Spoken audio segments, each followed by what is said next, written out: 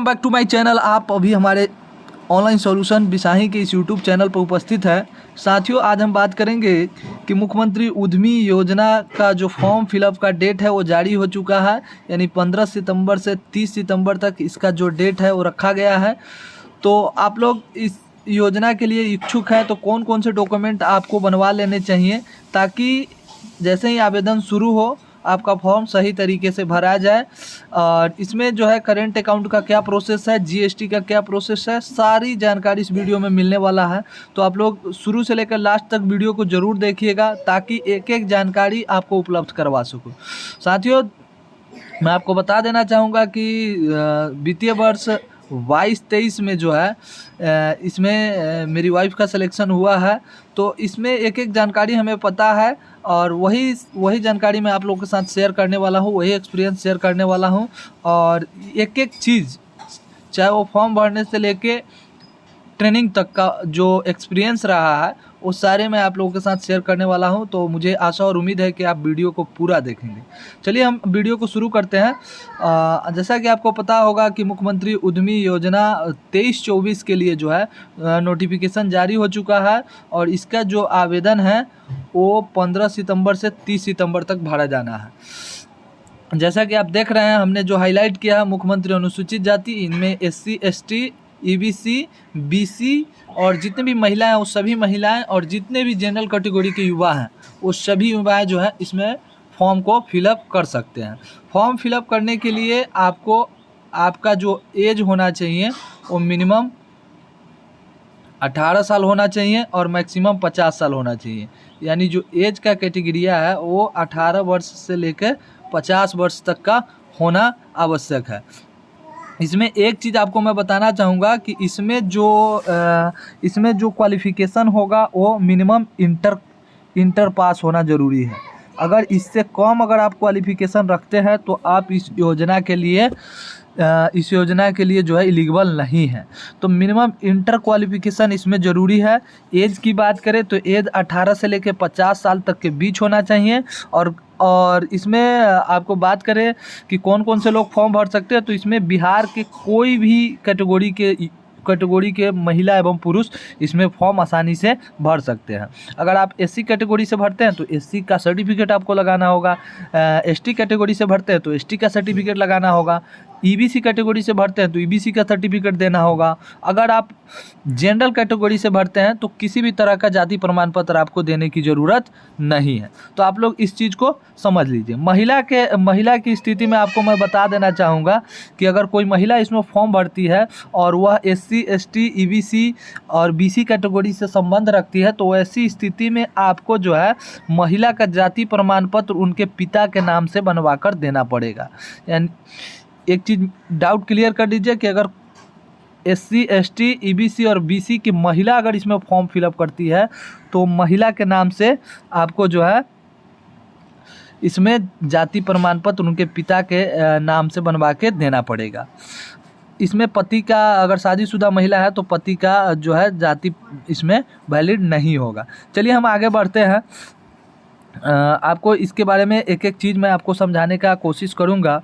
यहाँ आप देख सकते हैं कि युवा युवतियों को परियोजना लागत का 50% यानी अधिकतम 5 लाख ब्याज मुक्त जो है ऋण दिया जाता है, जिसे 84 समान किस्तों में अदा करना पड़ता है।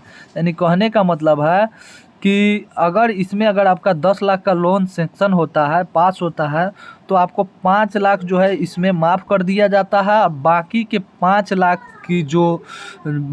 लाख का जो राशि होता है उसे 7 वर्षों में यानी 84 किस्तों में सरकार को इसको आपको वापस करना पड़ता है। यहाँ भी आप देख सकते हैं। आपको मैं बता दूं, स्वीकृत राशि का 50% यानी अधिकतम 5 लाख का प्रोत्साहन जो है यानी सब्सिडी सरकार आपको इस प्रोजेक्ट को लगाने के लिए देती है। अब इसमें बात करेंगे कि प्रोजेक्ट कौन कौन सा आता है, तो वो भी मैं आपको दिखाने वाला हूँ, वीडियो में बने रहिए। आपको एक चीज़ मैं और बता देना चाहूँगा, यहाँ पे आप देखेंगे कि चयन के उपरांत लाभुकों के प्रशिक्षण के लिए सरकार जो है प्रति इकाई जो है 25,000 की व्यवस्था भी करती है। यानी कहने का मतलब है ट्रेनिंग के लिए सरकार जो है आपको खाने पीने से लेकर अन्य चीज़ों के ट्रेनिंग में जो आपका जो लागत आता है वो सरकार 25,000 तक प्रति इकाई हेल्प भी करती है। आगे आगे हम जानेंगे। इस योजना के अंतर्गत केवल नए उद्योग की स्थापना के लिए लाभ देना होता है। यानी सिंपल सा भाषा में समझ लीजिए कि अगर आपके पास पहले से कोई उद्योग है और उस पर आप चाहते हैं कि आप इस योजना में फॉर्म भरकर पैसा निकालें तो संभव नहीं है। आपको नया उद्योग करने के लिए ही सरकार इसमें पैसा देती है। तो ये चीज़ को क्लियर कर लिए आप लोग। अब हम आगे बढ़ते हैं।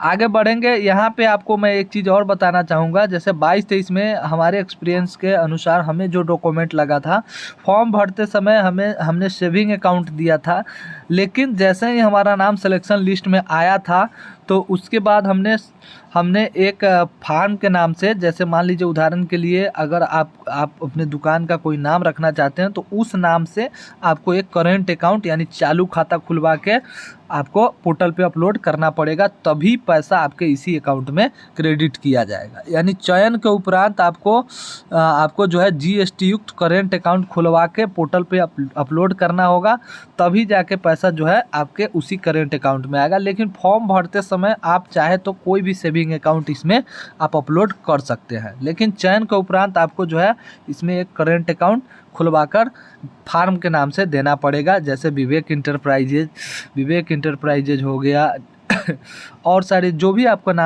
नाम रखना है वो प्रोप्राइटरशिप के नाम से आप इसमें अकाउंट खुलवा के अपलोड कर सकते हैं, लेकिन चयन के उपरांत।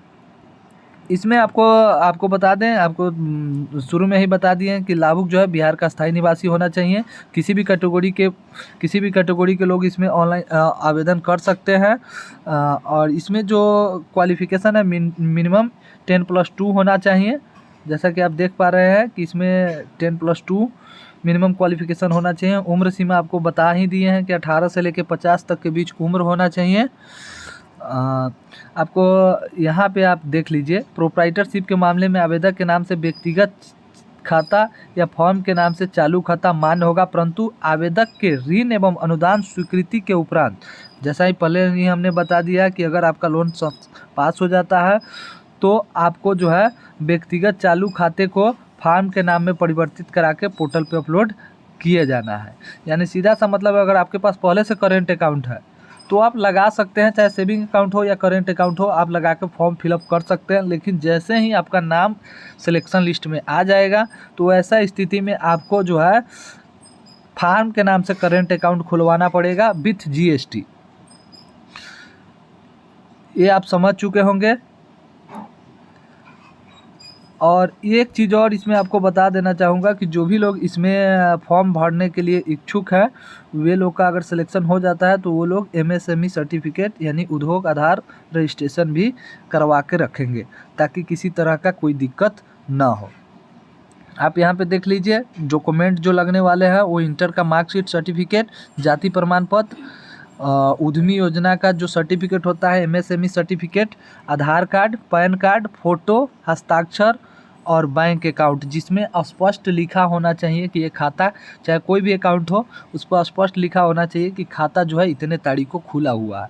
यानी खाता खुलने की तिथि आपके अकाउंट पर अंकित होना चाहिए, तभी जाकर आप इस फॉर्म को फिलअप कर सकते हैं। या कोई एक चेक भी आप चाहे तो इसमें लगा सकते हैं। चेक नहीं है फिर भी आपका फॉर्म फिलअप हो जाएगा।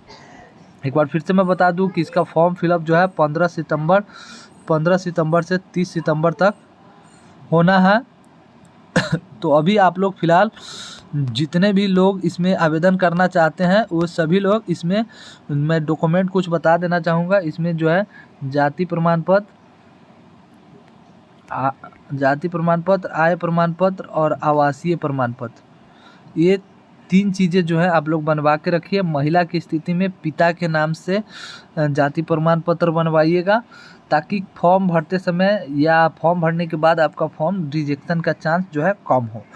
तो आपको जो है मेरे द्वारा बताए गए जानकारी आपको पता चल गया होगा। थोड़ा सा मैं और नीचे आता हूँ, यहाँ पे देखेंगे नोट में स्वीकृत राशि अधिकतम 3 किस्तों में दिया जाएगा।